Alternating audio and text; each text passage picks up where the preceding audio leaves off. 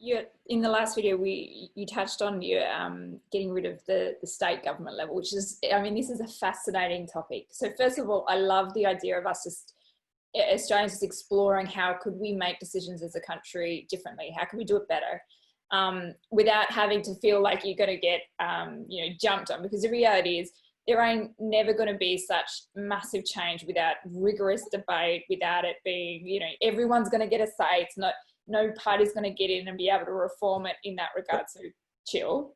Yeah. But it's also really, I would feel very sad if we didn't feel like we could even have that conversation. And so I've heard the get rid of the state government before, but I think certainly here in West Australia, I think you would find that be very much pushed back on. Because interestingly, living in WA, the amount of times I've heard people say we should just make it our own country and stuff the rest, and we'll just be our own country. We'll completely split from the rest. And that's, I think, probably in response to the isolation that we have, certainly over here, the feel and the isolation by virtual time zone, because that sort of always disjoints things. The feeling like the East Coast does the East Coast stuff, and we occasionally get thought of as an afterthought, and yet we've got all, much like Queensland, we bring in a lot of the capital from the resources, which is an Australian resource, albeit most Australians seem to think that it's theirs. But it, in times, let's say COVID. So COVID, the state governments have played a really important role in managing our response collectively at a state level. I wonder if, this is, I hope, a once in a lifetime event and we don't ever have to deal with governance in this way. But without that state government, I wonder how well we would have coped at a regional level, Yeah. Well, if you've got if we actually had a functioning federal level government, so two layers of government, when, the regional level government, which is the government that takes care of the immediate needs of the local area, transport, roads, rates, rubbish, that type of thing, and takes federal level policy like education and health and implements it at the local level, tailored to local issues. Now, I know, I hear where you're coming from when it comes to state governments and how they managed it, but I struggle to understand how a politician in Perth, can make decisions for Broome. You know what I mean? There's a massive distance apart from these two places. In every way, absolutely. Yeah. I mean, I think Durack is the biggest electorate in Australia, and it's actually bulk of WA, right? Like, so anyone running for the federal seat of Durack, the reality is, I don't even know how you could say hand on heart you're representing your electorate.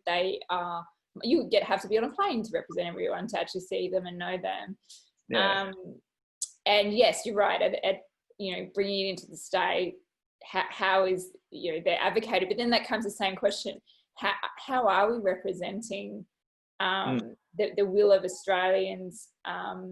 And making the best decisions collectively, making sure interest groups have been listened to, the private sector's been listened to, and the will of the people are listened to. I don't think the system that we have is perfect.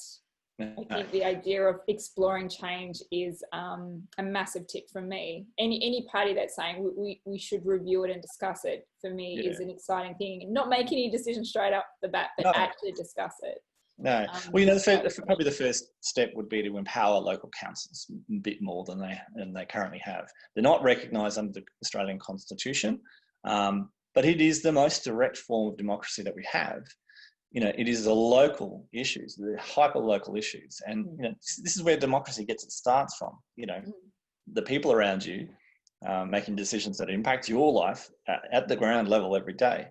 And then it should step up from there. Unfortunately, what we get, and as you just talked about in Durack, is you get this immediate step to right up here, because, your local level is just so minute that it doesn't matter.